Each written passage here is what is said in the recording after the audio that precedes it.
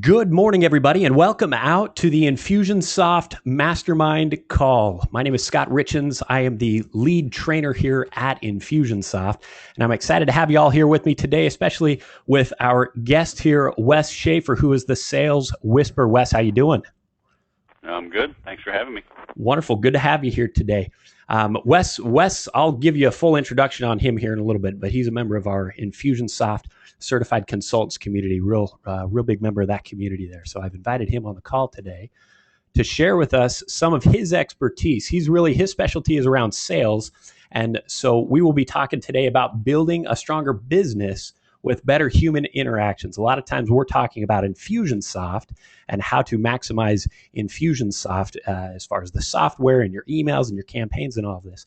But I brought Wes on today to really start talking to us about the high touch part of that and what happens when you've got to get your sales reps and such on the phone. So that's what we've got Wes in here for today. I'm really excited about this particular topic. So as we're getting started, there's a couple of housekeeping things I want to go through. If this is your very first mastermind webinar, I want to welcome you out to this call. I'm excited to have you here with us. Obviously, these calls are live, and what we want to encourage you to do is if you have questions along the way, feel free to interact with us. We don't unmute things because it always gets crazy when there's a lot of folks unmuted, a lot of background noise. So instead, we're going to use the chat window that you have. So typically on the right-hand side of your screen, you'll have a go-to webinar control panel there, and there's a little section that says questions.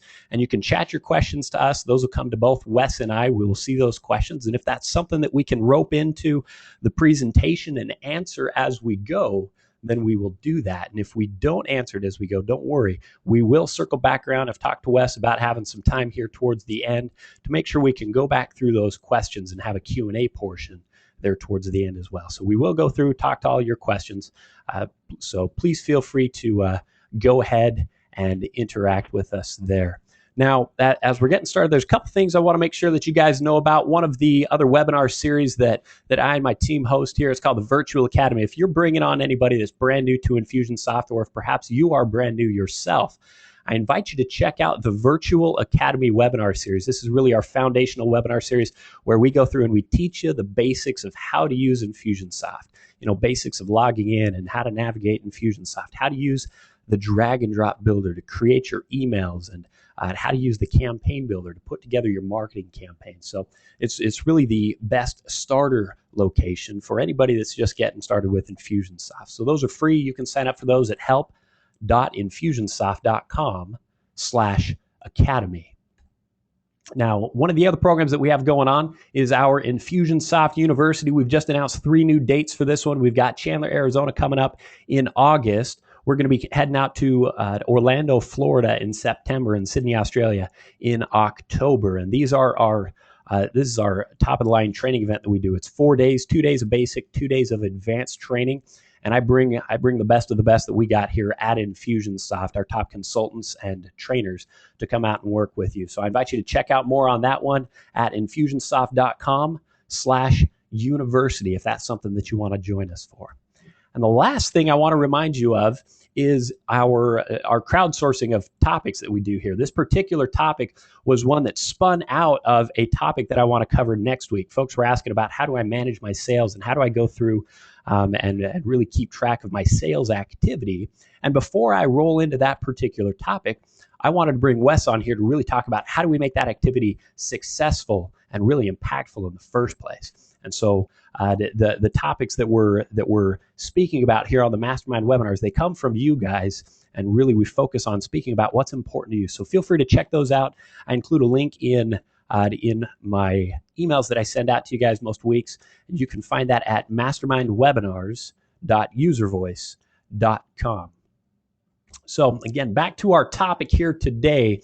As I mentioned, we've got Wes Schaefer here on the call with us. If you want to connect with him on Twitter, his Twitter handle is Sales Whisperer, and that's really what he's dubbed himself and his company, is the Sales Whisperer. And I brought Wes on here today because he's really been a part of the Infusionsoft community for a long time. And there's a short list of some of his contributions. He's been with us for about 5 years as a member of the Infusionsoft Certified Consultants Program and the program that we had prior to that. Heck, he actually wrote the book on Infusionsoft, the definitive guide to Infusionsoft. It's a great book out there that helps walk through step by step how to set up and implement Infusionsoft in your business. So he's done a lot of work and a lot of contribution to Infusionsoft and to the community. And here's one of the things that when I learned it really struck me and why he's on the call here today. Last year, 2012, he was the number 2 Infusionsoft reseller in the world. And what really caught me when I heard that stat was the fact that he's got no salespeople, no employees, no paid advertising, and no outbound calling or prospecting. He's a guy who, in his own business, to grow his own Infusionsoft certified consulting business, really applies the principles that he teaches of how to be effective in your sales processes. And as he described it, how to really go through and choreograph your sales process from start to finish. And so that's what I brought Wes on the call here today to share with you is really what are those secrets and how do you start looking at those human interaction touch points and even your emails and your copy and how you're speaking to people, but really how are you crafting that experience for your prospects when you're working with them to bring them through to being a customer. So Wes, I'm going to go ahead and kick it over to you. I know you got some slides and such, so I'm going to send control your direction. Let's have you go ahead and take it from here. Sure you want to do that? You want to pass control to me? You know, Wes is on our webinars quite regularly, and I usually get some nice, colorful commentary the whole time. So I had to think twice about this, but you know, when it's you that you represent, I know you'll always do a great job. All right, here we go. So you see the screen, okay? Yes, looks like we're on. All right, very nice. Well, hey, thanks for having me. So again, the topic is building a stronger business with better human interactions. A little bit of background from me from a sales perspective. You know, obviously I've been around the Infusionsoft community for about 5 years, but I started in full-time sales, commission sales in '97 when I got out of the Air Force. Jumped right in the deep end, commission only, had a wife, had a baby, had another baby on the way. I sold everything from retail, mobile homes, real estate, financial services, recruiting. Spent quite a bit of time also in high tech. I've had the sales whisperer since 2006, and you know, and I've closed some big deals with companies like Dell and Google, and I've done a lot of small deals, you know, with just helping the local business owner grow. But the things I'll show you today is an accumulation of those 16 plus years. In the case study that I'll review with you, we created over 3 years ago with a client out in Florida. And, you know, I always tell people I'm the oddball of the ICC community in that I'm a salesman. I'm not a coder. I'm not a techie guy, right? I've got a team now, and we do some crazy big installs for clients. But 3 years ago, we were using the legacy builder. The results we produced they happened because we got the human touch right. Okay, and I think too many people, they use excuses, you know, the Infusionsoft is too complicated, or they need some different interactions, integration, and it's not true. Okay, if you get the human part right, if you just focus on the fundamentals, you can grow your business, and Infusionsoft can streamline it. Okay, so I just wanted to start with that and always keep that at the top of mind. All right, Infusionsoft automates the processes that you either have or wish you had. So get better processes and never lose sight of the fact that you're dealing with human beings. Okay, and you'll grow. So what are you going to learn today? What selling really is, the role of the sales manager, the role of a salesperson, how to choreograph the sale with Infusionsoft, and how not to be that cheesy guy. All right? And Scott says it does look like him. I think it does look like you. So the history of selling. Look, selling has been around since the devil sold Eve and Eve sold Adam. And Zig Ziglar, the late great Zig Ziglar, tells us that selling is the transference of a feeling, and that feeling is confidence. And I've got some slides to talk about that, but always keep that in mind. You know, we always hear that dogs can sense fear, right? And unfortunately, I don't think I told my kids to put my dog away. So if you heard a bark and hear another one, I may have to go pause for a minute and say, get that dog out of here. But dogs can sense fear, but humans can sense fear much better than even animals. Okay, you know when something isn't quite right. When you're talking with someone, when you're on the receiving end of a sales pitch or a presentation and you know that person isn't confident or something just doesn't quite feel right, that's why you don't buy. They always say a confused mind says no. So are you creating a feeling of confidence in your prospects and even in your people? Because I'm going to talk about what sales managers should do, and I think it's going to surprise you. So that's what Zig says. What I say that selling is, and I agree 100%, I say that it's a calling. I believe that selling is a profession, just like being a teacher, a doctor, an architect, whatever. I believe it's a profession. You're called to enter it. I think serving is its purpose. Yes, you can go out and make a lot of money. I think selling is the #2 earning position in the world, I think, behind like surgeons. Okay, so you can make a lot of money, but if you're just in it for the money, eventually things are going to come back and bite you. But if you believe in what you do and you're bringing that product or service out to the world, it'll show. Okay, and the more you serve, the more you earn. Questioning is its process, and I'm going to talk about this later, but I always say whoever is asking the questions is in control of the conversation. And I'll highlight that more in a little bit. But you've got to ask yourself, what kind of questions, how are you engaging the prospects? How do you diagnose their issue? All right, keep that in mind. And then finally, a sale may be the solution. If you're not ready and willing to walk away from the sale, if you're not ready and willing to tell a prospect no, then you're going to come across as that pushy person. If you're desperate for the sale, it's just a bad deal. All right, but I was talking with Scott about this as we were preparing it. I tell people all the time that Infusionsoft, that they're not ready for Infusionsoft, okay, because you do have to be at a certain level in your business. You've got to have something developed, a website, at least an idea, some funding, and the ability to execute and implement. So you can't look at people like they got a $sign on their head, all right? So how is selling in America different than the rest of the world? I was in the Air Force. I was stationed around the world. I spent a year in Korea, and that's a picture of one of the cities that I lived in. And you literally, you walk down the street, and it's just vendors everywhere, okay?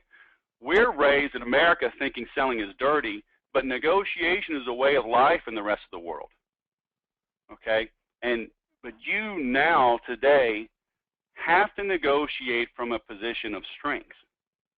And I learned when I was in Korea, if the vendor does not physically, visibly flinch and recoil from your offer, then it's not low enough. When I was in real estate, there was a saying that if you're not embarrassed of your offer, it's too low. All right, and that's on the buying side. So on the flip side, you have to maybe to a degree be embarrassed of your price. Charge more. We always hear Dan and Kenny talking about raise your prices, and I'm going to talk about that in a little bit. Raise your prices. But in Korea, all right, the example I was shopping. The guy comes out with one of these leather bomber jackets, and he says, "Hey, you want this jacket? $400." And if I said, "Will you take $300?" You see them kind of go. They kind of hem and haw. How about $350? Right? But if I said $100, and he would if he jumps back like I shocked him with a stun gun, then I know I went too low. All right, but what ended up happening was I could buy that jacket for $150 or $175. Okay, because I went low enough. But again, it's just an example. How you price is a very complex subject, but I want you to get in your mind that selling is okay, selling is needed, selling is honorable.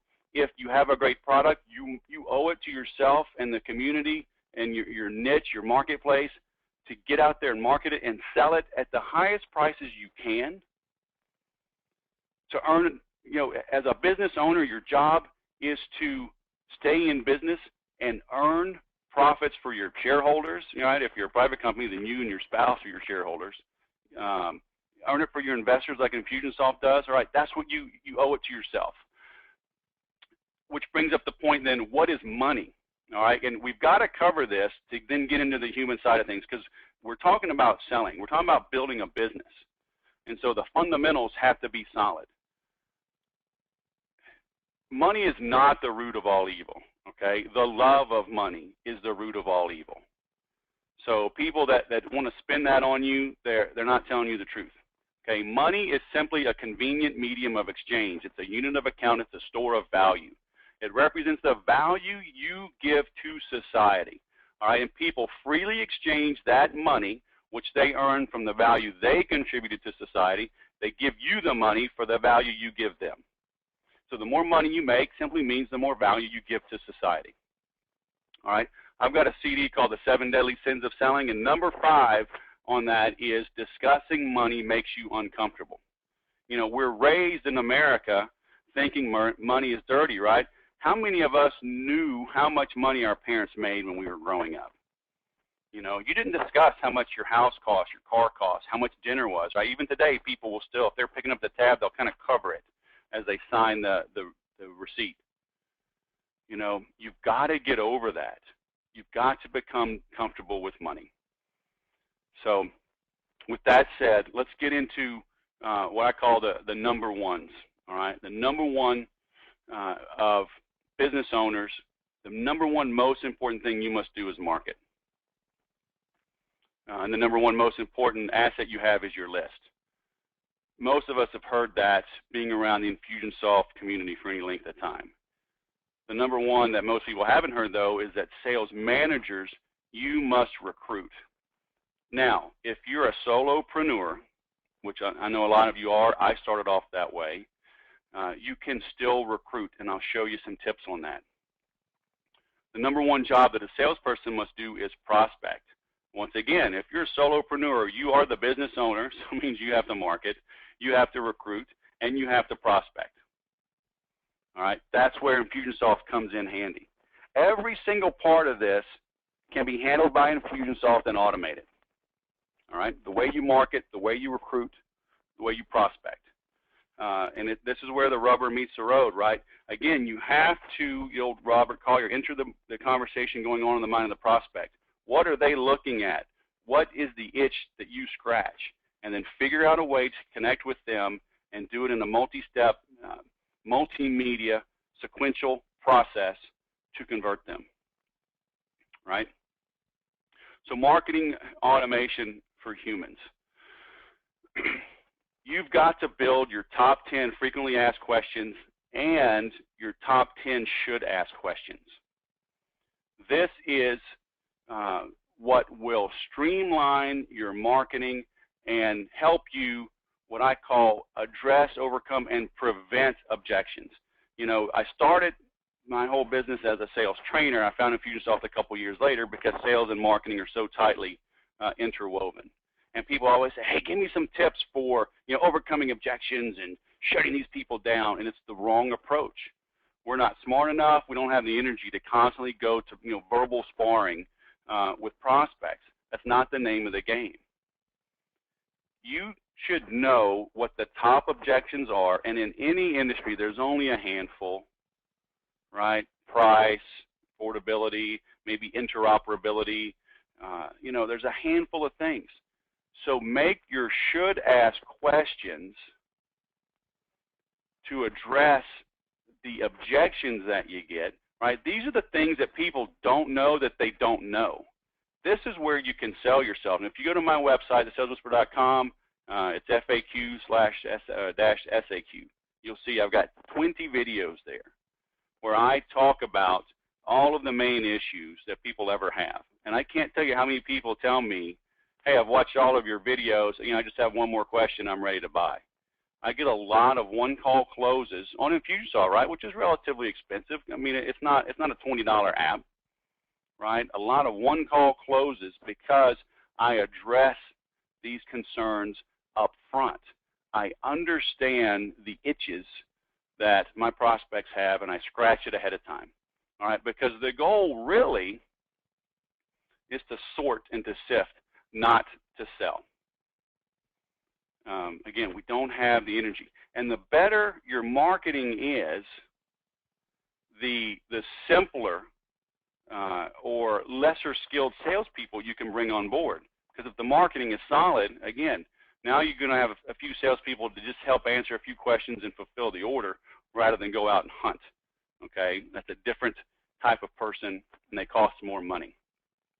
But all of this, by creating these processes, these FAQs, these SAQs, you are, again, negotiating from a position of strength. And at the end, I'll show you how you can contact me and see just my flow if you want to see how I do it.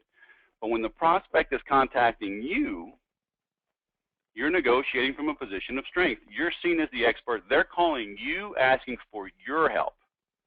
You're not going after them. All right? Big difference. It's a psychological difference that is tremendous. And I cannot overemphasize that enough. So figure out what to do with your marketing to have prospects contact you. And the 10 and 10 are key.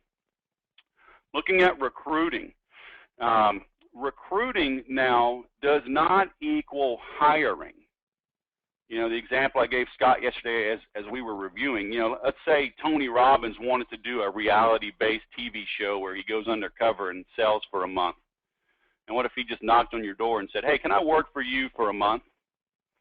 You know, whatever you sell, I'm going to sell it. Would you make room for Tony Robbins to come, you know, sell for you? And the answer is yes. Another example that I give is looking at football. You know, we say, who's the NCAA football champ, right? And you say, well, it's Alabama. You know, they won it in, you know, the game was January 2013. But you know when they really won that game was actually about 7 years before that, because they're always recruiting. College sports, professional sports, right, but college, you understand, they're always recruiting. So they had a good, solid team of seniors, January 2013, that are 5-year seniors, right? So they were redshirted as a freshman. They played for 4 years. So they started 5 years ago, and the NCAA rules say you can start talking to them 2 years before that. So if you've got a team that you really like, look under the covers, you know, look under the hood. Say, what's really going on? They're always recruiting. You as a business owner / sales manager need to always be recruiting. Now, I gear this towards salespeople, but it applies for interns, for admins, for any position, okay? You've got to have a strong ad, and it's not one of these, you know, salesperson wanted, apply within. No, if you go check out my NoMoreSalesDuds.com program, I cover this in depth. And what you have to do is write an ad that resonates with the exact type of person you want and scares away the people you don't want. And that's a hard thing for people to comprehend. The example I give all the time is Rush Limbaugh and Howard Stern. Nobody is neutral on those two radio personalities. Everyone has an opinion. So you repel with the same strength that you attract. But that's hard, right? It's hard to have somebody say they don't like you or have them complain about an ad you ran or a promotion you're doing. But if you really want to grow, if you really want to attract the people that you need in your business, you've got to have a strong ad that resonates with these people, okay? And again, this helps you set the tone up front. And then when I'm walking sales managers through this process, so just like if you go to the Contact Me page on the Sales Whisperer, you'll see how it sends you a link and you got to answer questions. I kind of play hard to get. And I teach sales managers to do the same thing. Sales managers, you want sales prospects to jump through a few hoops. One of them includes mailing in their resume, not just firing off an email. And then when they call in, you set a pre-screening appointment and you push them off. You blow them off. You say, you know, I don't think you're right for this. And see how they respond, because what happens when they're going to make cold calls for you, prospecting calls? somebody on the other end is going to say, no, I don't think you're right for me. I don't think this product is right. I don't think your company's right. Do they have the guts, the confidence to stand tall, to stand their ground, and win them over? Okay? Because again, you're setting the tone up front. You're negotiating from a position of strength. You'll see this theme throughout. Some people are like, well, I don't like that. You know, can't we just have this win-win situation? And what they don't understand is this creates a win-win situation because you're the good guy, right, or the good gal. You're going to treat them right once you get the right person.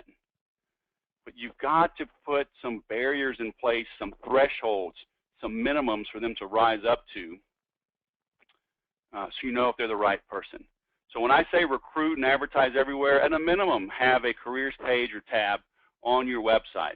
Put it on your fan page, on your social media. There's in this No More Sales Dutch program, I list dozens of free classified places, classified ads where you can run free ads. Okay, but have this as a follow-up sequence in Infusionsoft. People register. You have a selection box where they select what it is they're interested in. Is it admin? Is it design? Is it operations? Is it sales? You tag them appropriately. Double opt-in. You send them instructions. Hey, you know, part of the process is that you follow instructions. Email your resume to this address. Also, mail a physical copy, priority mail to us. Again, you want to see, do they really want it? Will they spend $5 or $10 to mail the resume in? Okay, that weeds out a ton of people. You tell them you may call 5 days later to confirm that we got your resume. Then if we like what we see, we'll be in touch to schedule a pre-screening call. Okay, all of that is handled through Infusionsoft. Then if the resume looks good, a task is assigned to someone else, not you. Have your mom, your dad, your spouse, somebody call them to set that interview. Okay, then have them jump through the hoops. But you can and should do this through Infusionsoft. You should start recruiting right now, today. Okay. Now, shifting the gears to salespeople. Sales managers, as I said, your number one job is to recruit. Once you have the team in place, you need to manage activity and pay on results. And this is where most people fall flat. And it happens with Infusionsoft as well. When people complain that Infusionsoft is too hard, the problem is they don't have a process. Nothing that you've been doing what you do for so long, you just do it. You've never had to make an ops manual or a booklet, you just do it. Then you hire a salesperson, you say, welcome aboard, here's your desk, here's your cell phone, here's your computer. You're supposed to sell $1 million a year, go get them. But you don't know what it is they're supposed to do. Okay, the salesperson like, what do I do? Well, here's a list, here's our typical prospect, here's some training on our product, and they end up failing. Okay, you as the sales manager must know exactly what it is a salesperson must do on an hourly, daily, weekly basis to make their numbers. Right down to number of phone calls, what type of voicemail to leave, how many times to leave that voicemail, how do you intermingle postcards, direct mail, text messaging, voice broadcasts. It all comes into play, all right? And then once you get better people, though, by recruiting better, you can and should raise your level of expectation of everyone on the team. If you read Steve Jobs' book, he had what he called a reality distortion field. He was going to get his way no matter what.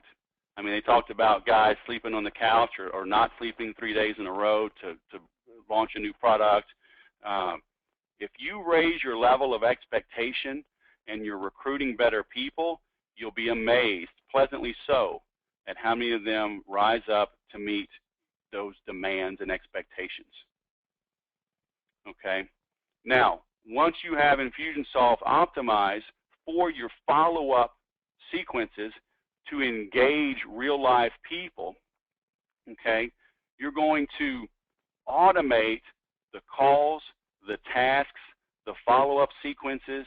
So now your salespeople don't have to think.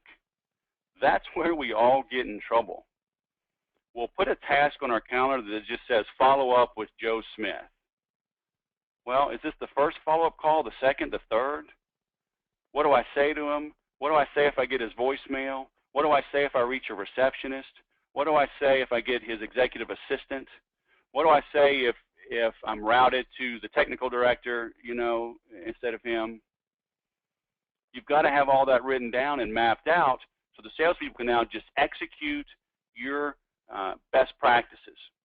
All right, so taking this, you know, a step further, I have people with their voicemails right out. You remember we talked about the 10 should ask questions? That's your differentiator. You should have 7 to 10 voicemail messages that basically follow those should ask questions.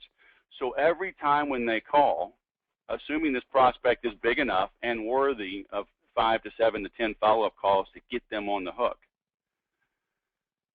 you've got to have these scripted out. So when they call, the prospect is assigned a task, and it says, make the second follow-up call, and you give them the script. And they read that script. Hey, Joe, this is Wes over at the Sales Whisperer. Sorry I missed your call. Like I told you last week, I was going to call back today. If you were in the office today, I would have told you about, you know, this daycare in Florida where we increased their, you know, conversions 600% and streamlined their closing ratios, increased that by 600% and added $250,000 to their bottom line. You know, sorry you weren't in today. I'll call you again next Monday. You know, in the meantime, if you have time, you can reach me at this number. Literally have that scripted out. And people will push back and say, I don't like scripts. It feels too restrictive. You know, I can't go with the flow. And my answer always is, Oprah and Letterman make a lot more money than us. And all they do is read from a script, and they ask questions prepared in advance of the interviewee. So if it's good enough for Oprah and Letterman and Leno, then it's good enough for you and me. But that takes work to create 5 or 7 or 10 scripts for 10 different voicemails to leave. And you know what? What happens if the individual actually answers the phone? Well, you have to have an opening line for when you reach that decision maker. And what happens if the receptionist, there's a different opening line? So have you taken the time to map all that out? Most people haven't, okay? But if you do, here's one of the top things that I teach sales managers and salespeople is that great salespeople are in charge of the structure and the prospect is in charge of the content. Because remember, right, whoever's asking the questions is in control of the process, right? So selling is a calling, serving is its purpose, questioning is the process. If you are talking all the time and the prospect's just sitting there, then you're losing that sale. So you've got to take the time, map this stuff out to increase the chances of your salesperson's success. I've got some numbers here. This is a spreadsheet I did for a client a couple years ago, actually, and then we tweak it as we make updates to their processes. But let's say the very top left, your goal is to earn $100,000. And if each deal generates $1,000, then you need to sell 100 deals in a year to make your income goals. All right. Now let's say you have a 50% closing ratio. So out of every one that you quote, 50% buy. So that means you have to quote 200 people, provide 200 quotes to get 100 deals. Now let's say you have a closing ratio of 50% of appointments to quotes. That means you have to have 400 appointments to generate 200 quotes. Okay, once again, using just simple numbers, if you have a 50% conversion ratio of conversations, I put chats there because it would fit on one cell, So 50% of the people you talk to agree to have an appointment. That means you have to have 800 conversations. And again, if you reach 50% of the people you call, then you have to dial the phone 1,600 times, which comes out to about 7 calls a day to make your numbers. Now, this can apply to direct mail. It can apply to emails, okay? But any company I ever work with can pick up the phone today and make more money, okay? And I cover this a lot. People say cold calling is dead. It's not dead in business-to-business sales. But again, these ratios can apply to anything. But when's the last time you really broke down each of these steps to know what your ratios are? Because you can see moving, if you go down to the red part there where it says 133 calls a day, you see that's if your ratios are 20% dials to conversations and a 25% conversations to appointments. So you can see as you play with the numbers, if you look over in the bottom left, if you can make more money per deal, then your daily activity goes way down. But what if you keep your activity up and raise your prices and improve your ratios? That's how you produce those big leaps in income. You know, Dan Kenny will talk about renegade millionaires and whatever. And it's these kind of breakthroughs, realizing that you can raise your prices 30, 50, 100%. Sure, you'll lose some clients, but what if you double your prices and only lose 20% of your clients? You're making more money. All right, but you've got to be this granular so you know how to onboard and train better salespeople, and then you know, you're talking about manage activity and pay on results. If you know your numbers, and if your salesperson is not hitting their numbers, you can go back and look, say, how many dials are you doing? And they're doing the right number of dials, okay? If the breakdown is between dials and conversations, then they're not saying that either they have a bad list, right? So let's say you get a better list, now they're having conversations, they're not getting appointments. Something's going on in how they open, how they convert that individual, right? So, but if you can break this down sequentially like this, you can identify the bottleneck and improve your business. Very few people have this type of detail in their business, okay? It's our job as salespeople to control the environment. Our prospects are in some form of chaos. That's why they're coming to us. They have an itch, they need to scratch it. And remember, selling is confidence, right? So if you're not projecting it, you're in trouble. Because prospects, good prospects, they want and need answers, and they want decisions, not options. And it sounds crazy, you know, and I'll talk about Apple again. Look how limited really their website is. You know, they sell 4 things ultimately. You know, laptops, desktops, iPhones, iPads. Yeah, they've got accessories and software, but that's literally accessories, and it's in a whole nother, just kind of hidden. So narrow your focus, narrow your options, help the prospect see the true issues that they have, and you do that through your 10 should ask questions, your 10 frequently asked questions. How do they set appointments? How do they come to see you, right? What must they do to get your time? And then you set the tone by asking better questions. You're not showing up and presenting, you're showing up and diagnosing. Then they come around, then they'll accept your recommendation because you took the time to understand their situation, okay? And another important aspect here is you are not your clients. And I'll show you this in the preschool example next. But what that means is just because you wouldn't spend whatever, $3,000 on a set of golf clubs, doesn't mean Donald Trump wouldn't, right? So if somebody wants to spend 10 grand on a set of golf clubs and you have a very nice set of, you know, $3,000 or $10,000 golf clubs, sell it to them, all right? It's not for you to judge. It's not for you to say, well, I wouldn't do that, so nobody else would. That's not true. You are not your clients. And let me explain this in this case study. had a family-owned preschool in Florida. And this was 3 years ago, right? I'll talk about, so before the campaign builder, and I was just working alone back then, so we did no advanced API integration, nothing. Okay, we got down to the human level. They had 22 empty seats. All right, so they could have 96 students. They had 22 of them were empty. So we started with the normal stuff. They wanted to convert their website, and they needed to because they couldn't really utilize Infusionsoft the way they needed to with web forms and buy now links and stuff like that. So we converted to WordPress, improved their SEO, right? And they were just killing it on many of the key terms. So that was all fine and dandy. Made this great new lead magnet. They had done a lot of research. They gave me a lot of data, and it was really pretty easy. We made like a 8 or 10 page report on how to pick a preschool. So people were downloading it, right? Increased leads by 250%.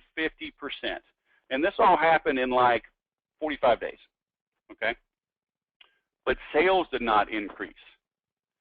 So we thought everything was right. And the foundation, the beginning was, right? So the foundation was solid. So we took a step back, and again, I had to do this remotely. I'm in California, they're in Florida. I didn't fly out there to see them, so it was all done vicariously. We looked at the objections that they get. Okay, so we really boiled that down to make sure we understood where any possible roadblocks were there. We got into literally how the front office smelled. I mean, we had them get candles, and even bake cookies because they had a kitchen there. So, I mean, we left no stone unturned. How did it sound? Was it noisy? I had them play some classical music in the background when they walked into this main lobby. I had them put on a fresh set of eyes, right, and drive up. How does the facility look from the outside? Does the parking lot stripes need to be painted? Does the front office need to be painted? Is there gum on the sidewalks where you approach? Are there hedges overgrown? Right, so they looked at everything, and everything was good. Okay, all of that was good, but what we found out though was the sales choreography was off. Right, so we looked at how was the phone answered, and who answered the phone. What were the most common questions that they get? How were appointments set? How were tours conducted? Who conducted the tours? Who asked for the order? And this is where the aha moment came in. All right, see this example, football players don't make great ballerinas. And ladies making 30 grand as a preschool teacher in the deep South do not make great salespeople of a $10,000 a year child care program. So remember we talked about how selling is the transference of a feeling, and that feeling is confidence. These ladies loved the school, and they were great teachers. But deep down, remember I talked about how dogs and humans can sense fear? Deep down, these teachers were uncomfortable. They couldn't afford that school for their own kids if they had to pay it, right? I mean, if they had kids, they could go there. But $10,000 was a third of their income.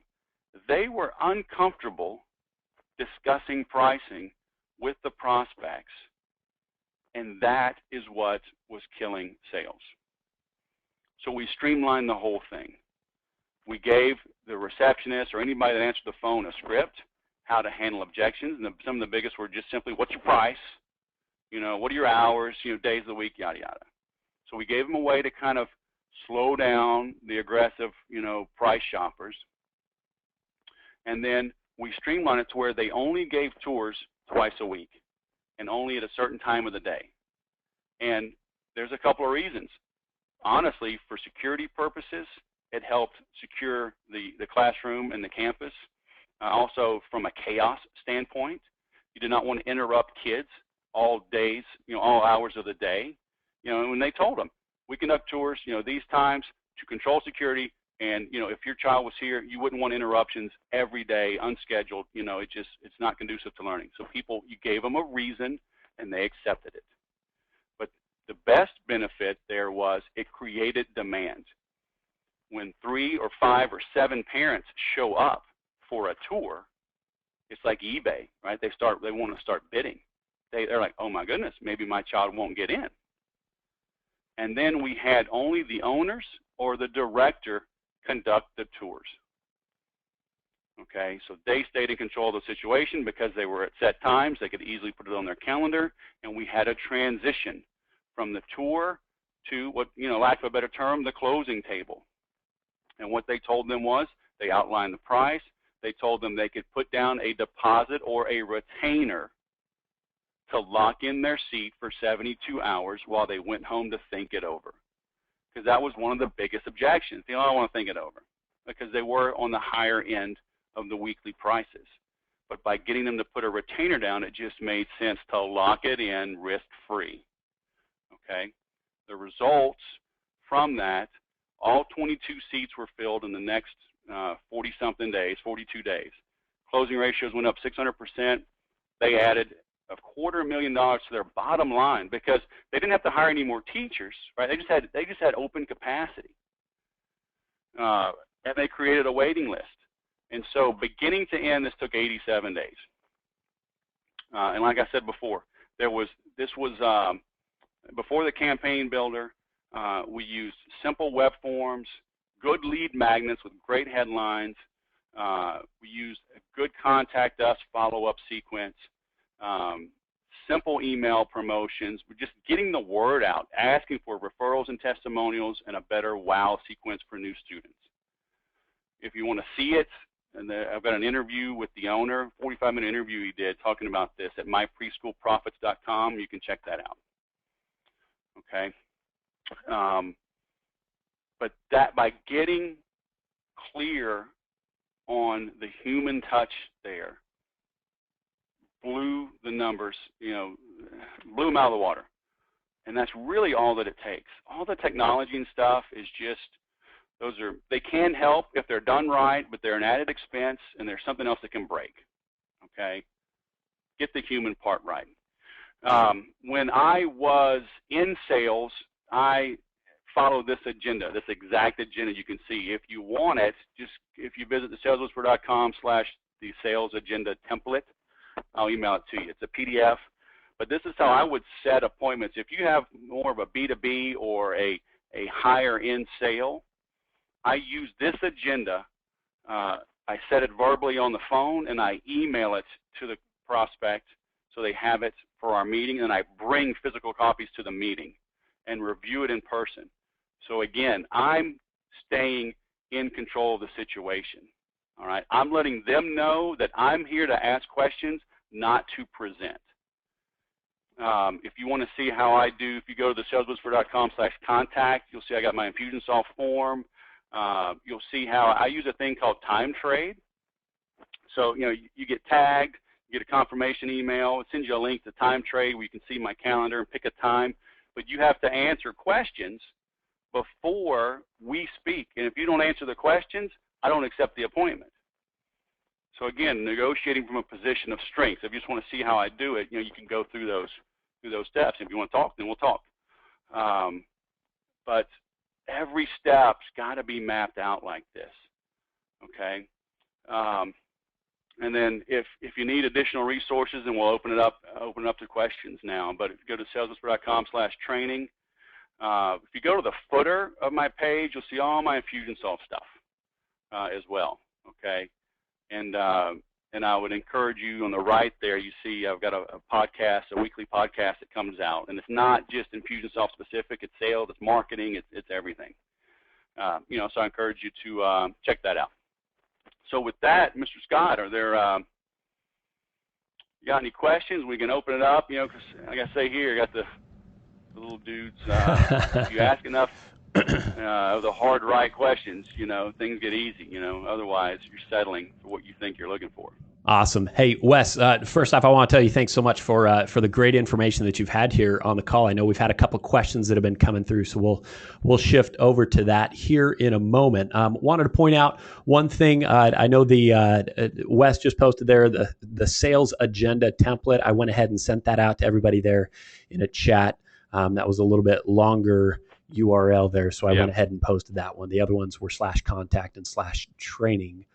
If you wanted to access some of that information that he's got here. Hey, Wes, one thing I wanted to ask you, I know we had chatted before, and I don't think you actually even got into mention too much about that, but the stuff that you've talked about here today that you've kind of gone through with your sales training and otherwise, I know those are actually some programs that you walk people through. Like you have programs that go even more in depth on those. Where can people find out more about that if they want Right. to go deeper? I could go back, but if you see it in the footer there, so it's nomoresalesduds.com. So that's for sales managers. And if sales managers get that, then they also get 30-day sales growth with it. So 30daysalesgrowth.com is just for salespeople. Just want to get better mapping that out. And it's a 30-day program. You have access to it, for life. It's on my customer hub. And I've got audio, video, downloads, like this agenda is part of it. They get all that.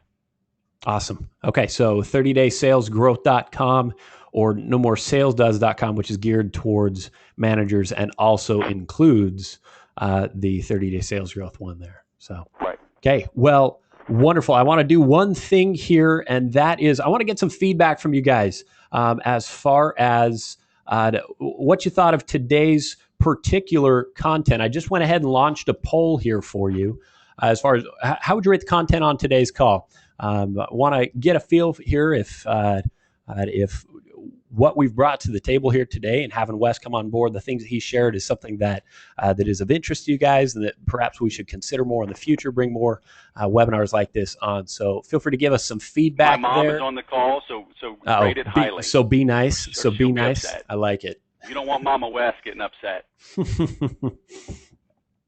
Hey, she raised you. That's enough to tell me she's a pretty strong woman right there. She put up with you. All right, I'll leave that up here for about another 10 seconds, and then we will shift back. I know we've got some questions and such that have been posted here. Wes, do you have? Actually, I'll read some of those questions out here as we go. So I'll close down the poll here in 5 seconds. 5, 4, 3, 2, 1. Perfect. And I will go ahead and close that poll. Thank you very much for your feedback there. Wes, I still have your screen up there in case there's anything else that you wanted to pull up. So let me go through a couple things here. Drew gave a shout out earlier on. He said, reading Wes's Infusionsoft cheat sheet changed my business and opened my eyes, blew my mind really. So some great feedback there that you've got on the cheat sheet. If somebody want to pick up your cheat sheet, is that something that you offer there at your main page, your home page? Yes. Yeah, just go to, again, you can, on the Sales Whisperer, there's an Infusionsoft link, or you can go right to the footer, that Infusionsoft link there will take you right to the cheat sheet. Okay, awesome. So they're at Sales Whisperer, or thesaleswhisperer.com. Robert was also asking here, Drew was pointing out there's a specific line. Okay, Drew, I'll check that one out. Robert was asking, where was the website for your FAQ and SAQ videos? You mentioned that you had those videos, and most of the time when people call in after that, well, not most of the time, but some of the time you've got one called closes because you've educated. Where can people go to see what you're doing there? The FAQ, SAQ? Yes. Right? Is that the question? Yes, it is.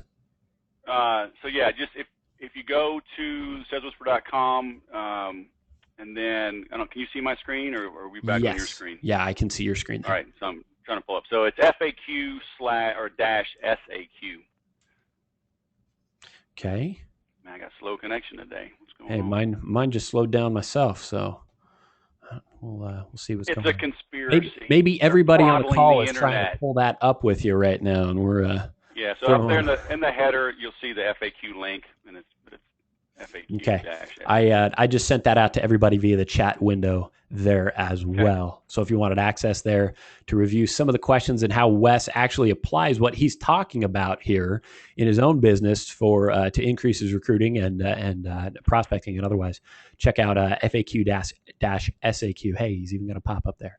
Let's see. That. Hey. Mike pointed out this was in reference to your recruiting that you mentioned earlier, where you were talking about make it hard for sales reps, those that are applying for sales positions, make it hard for them to even get through to get the interview and such. Mike said that He said, Wes is right about being hard to get. Edward Jones Investment has a standard practice of turning down applicants just to see if they'll come back. I remember when I was about 18 years old, I was at a conference and I heard Chet Holmes, who wrote a book called The Ultimate Sales Machine. He talked about that. And like that just opened my eyes. If that's the personality that you're looking at, somebody that can be told no and no and no and no and not give up and still push through, great. Elicit that through your interview process. Tell them no and no and no and no. And the person that survives all of that is the person that you want on your team. Well, and it's easier to say no remotely, right? I mean, use a video. Most salespeople, and I'm one of them, we're pushovers. That's why I have my wife do all of our negotiations. Man, she'll make a car salesman cry, man. 'Cause like I'm on the other end, like all day, every day, you know, and like, oh, dude, I feel bad for her. I'll just take it, you know. And she's like, hell no. But it's easier in an email with a video if you have the process. It's easier to say, jump through these hoops, right, and do it in a follow-up sequence. So that's what you've got to do it. Plus, it just frees up your time. I remember you can focus on building your business. I remember coming on to Infusionsoft here. The process that I went through, it wasn't for a sales position, but it was for one of our coach positions. I'll tell you what, that scared a lot of people off, but we got phenomenal people through as a result of the process. It was It was a very defined, very intentional process that was designed to elicit certain personalities. And it was a very effective process for us. Let's see. Nick was asking a question here. Is this being recorded? And yes, as long as all goes well. That's always my caveat here. I do have this being recorded, but as long as all goes well, I will get that posted up here this afternoon for everybody at help.infusionsoft.com/mastermind so that you can check this one out. Steve had also asked there about the sales agenda link to the PDF. I did post that one in the comments section. And some great feedback here for you, Wes. Steve really appreciated what we've covered here today. Robert gives you a 99% as well. Yeah, there we go. So let's see.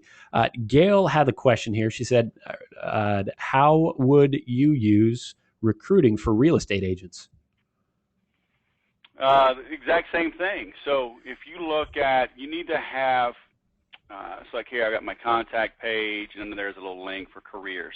So you need to always be recruiting, first of all, right? Put it on your business card, put it on the back of your car, put it on your social media pages, what have you. But it's the same thing. You know, I used to do real estate. I did in Texas. I was buying houses and flipping them. I did a little transactional real estate, and I still had a day job at the time. So I didn't want a lot of just retail people, and so I played hard to get because I was hard to get. And the caliber of people I got, at least to come as a client, were fantastic. So you need to do the same thing in your recruiting. Have a careers tab, make a video, right? Really engage people. And if you have Infusionsoft and you're in real estate, you're pretty advanced compared to the average realtor. So show them how much more advanced you are, how you leverage technology, how you're a cutting-edge firm, you're a forward thinker, okay? And then that's going to draw better people to you, at least more people to you. Then make them jump through a few hoops, okay? Because remember, you're setting yourself up as the prize. So even though it's a good realtor, they're not a broker. So I'm assuming you're a broker because you're hiring realtors. So, and they may even have their broker license, but they just don't want all the headache. They just want to, you know, put their license up somewhere. So because you have a site, because you have a process, you're more advanced than them. So let them look up to you, okay? And sometimes that's awkward, right? It's hard, you know. Our parents raised us not to toot our own horn, but now you own your own business, you have to toot your own horn. And you have to tell them, look, I'm a good broker. You need to come work with me. Here's why. So make sure you present that, and video really is key. You know, I've got my frequently asked questions videos. I haven't even done one here on my own careers tab. I've been busy doing it for everybody else. But, I mean, I got video everywhere. I'm doing more of it, you know. So that's what I'd encourage you to do, you know, for recruiting. And that applies to any business. not just real estate. Okay, awesome. Gail, hopefully that speaks to your question there as well. If you have some clarifying questions, let me know. Wes, one question that I had for you, as I was going through the presentation here with you. By the way, Gail just threw out a thanks so much. So sounds like you were able to speak to her question there. One of the things that you spoke about and began to highlight was differences in how you speak to different people there. Be it the decision maker, if you're calling and you actually reach the decision maker, the secretary, and the secretary is the one that answers the call. And you said you'd have different opening lines as far as how you even speak to them. Can you give us an example of one or the other and what that difference might look like? Well, there's a difference between a receptionist and an executive assistant, okay? And you may not always know. If you're calling a bigger company, chances are the first person that answers is just a receptionist. And understand that that person is not there to screen you. They're simply there to route your call, okay? Now, if you reach someone that you think, and if you don't know, assume then, okay? It's the only time I want you to assume. I want you to assume up. Assume that the person answering the phone is the decision maker. Because if you call a smaller business, chances are very good that the owner, the spouse, a family member, a son or daughter is answering the phone. So if you don't know, then assume the person is a decision maker. If you know it's an executive assistant, that person, like mine is Tanya, okay? Tanya knows my schedule. She has access to my calendar. She can email as me. She knows if I'm having a good day or a bad day. She knows if I'm stressed out. She knows when do I have workshops going on, yada, yada.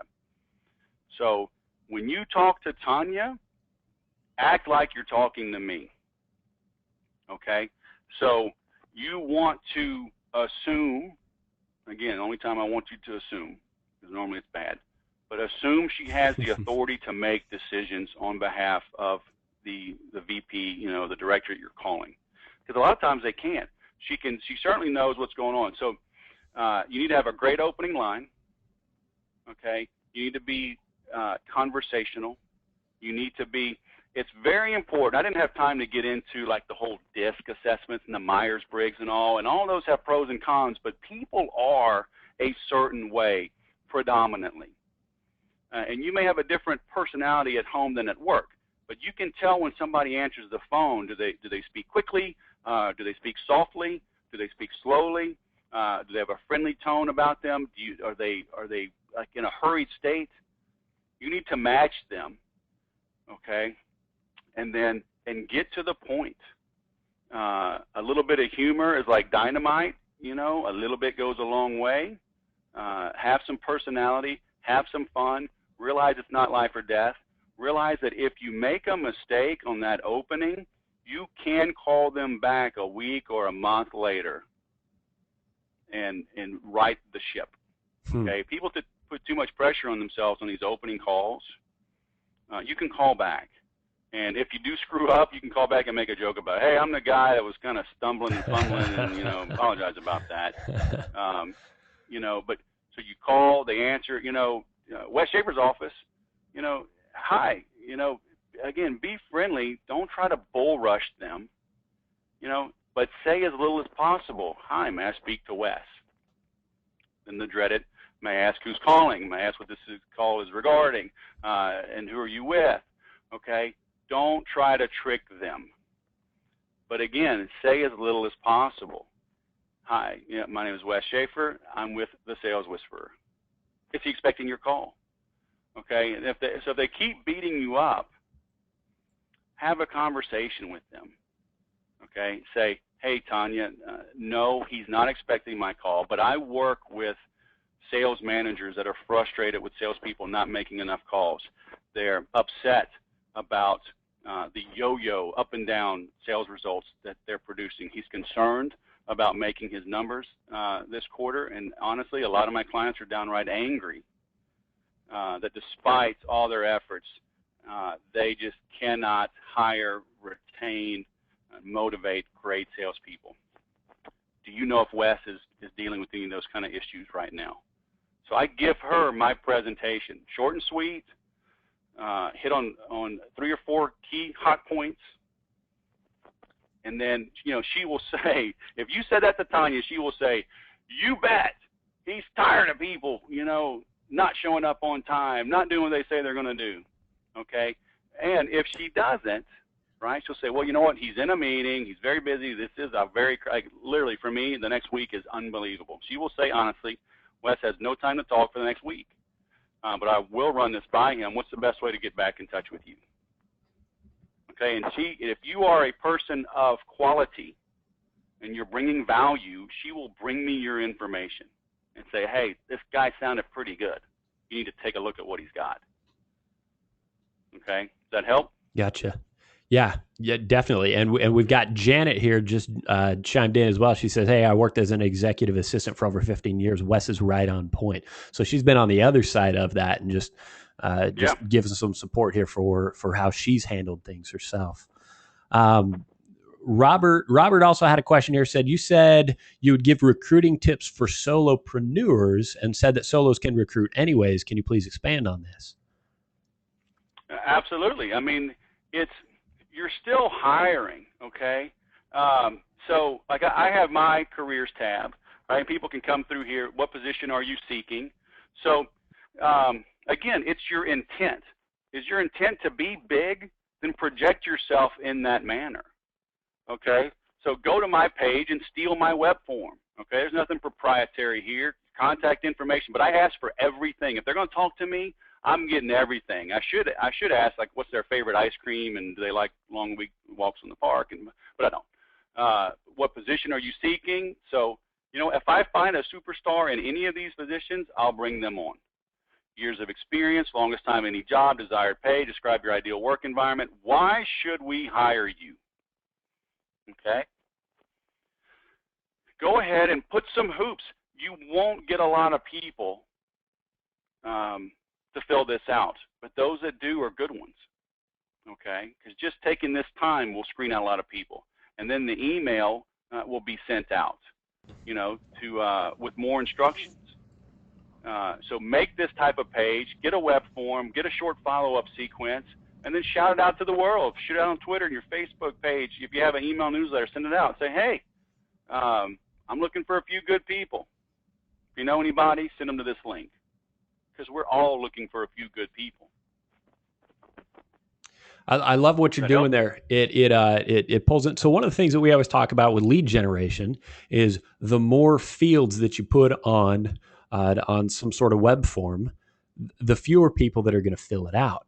And so usually we're looking at that from the perspective of, well, if we want to increase our lead generation, don't just ask extra questions, just ask extra questions. But there are certain cases where you actually put the extra information, A, to filter people out that aren't serious, and B, to gather that information as well that you need. So in something like this, it's entirely appropriate to use that as a filter. And then you're positioning it well. You're setting the expectation of, I'm ready to work hard. There's it's all crafting. I'm not sugarcoating this. Like, hey, get ready, Yeah, that's awesome. Roll up your sleeves. This is a great place to make a lot of money.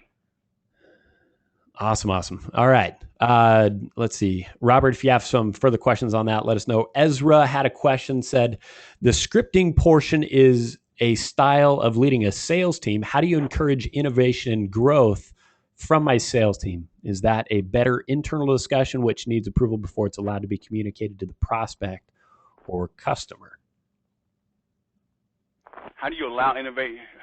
How do you encourage the are kind of restricting? Ezra, if you can give us some clarification on that one, saying how do I encourage innovation and growth from my sales team? Is it better? It sounds like, is it better to have like an internal discussion, a team discussion to approve things, or let folks just kind of try it and see what's working? When I got started selling, I was just out of the Air Force. I was working for Oakwood Homes. They made mobile homes in Mobile, Alabama. And all of the trailers were locks. Every other lot, our competitors, you could walk on, walk in, any trailer, kick the tires, whatever. Everyone was locked. They'd come in. You had to sit down through a presentation. We had a little flip chart. This was 1998. We had a flip chart that we went through on the tabletop, and explained all of the goodness and that was unique of Oakwood Homes. Then once I understood more about them, their budget, yada yada, I only took them, just like if you went into a car lot, are you looking for trucks, minivans, sedans, motorcycles? Once I know what you're looking for, that's all I'm going to show you. And then based on the conversation, if I know what your budget is, I'm going to show you the economical model. I'm going to show you the Platinum Edition. And by following that thing to the letter, okay, I didn't know any better. I'd come out of the Air Force. I was used to just following orders, and I did it, okay? And in the first year, there were like 2,200, I think, roughly, salespeople in the nation, and I was number 26 in my first year, and got promoted to general manager in 18 months. I was 29 years old. Okay, I followed the script. Now, by the end of that year, I was very good. I did kind of modify it a little bit to suit my style. Okay, but I still followed the process. So the innovation came after the success. Okay, you know what it takes to be successful. At least you better, right? And if you don't know, then your sales manager should.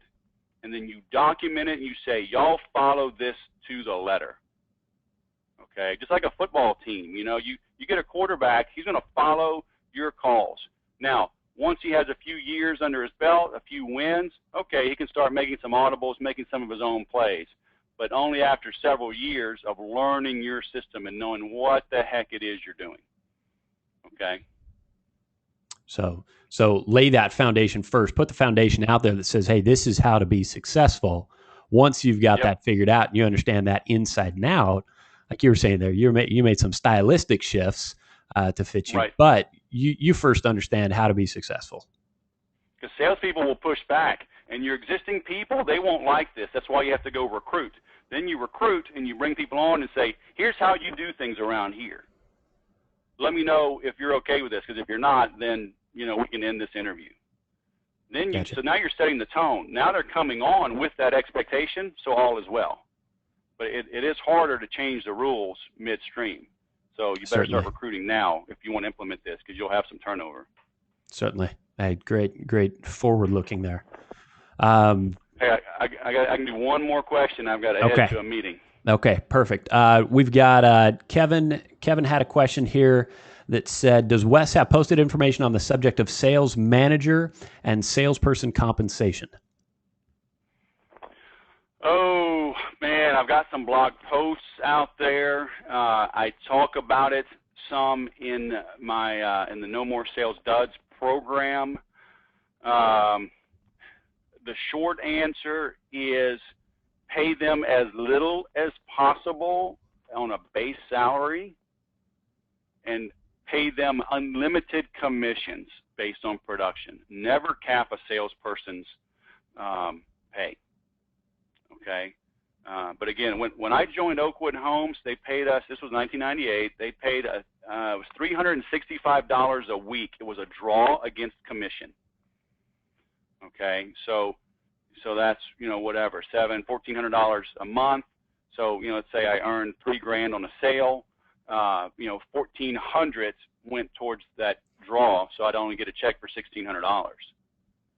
Okay, but I made $100,000 exactly, $100,000 my first 12 months at Oakwood Homes in 1998-99.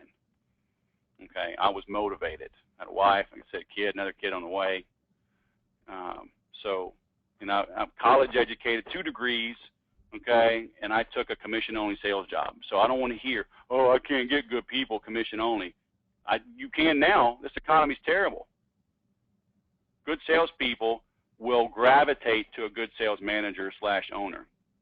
Okay, so pay them a lower base and show them that you're giving them great leads, great marketing, okay, and they can make an unlimited commission.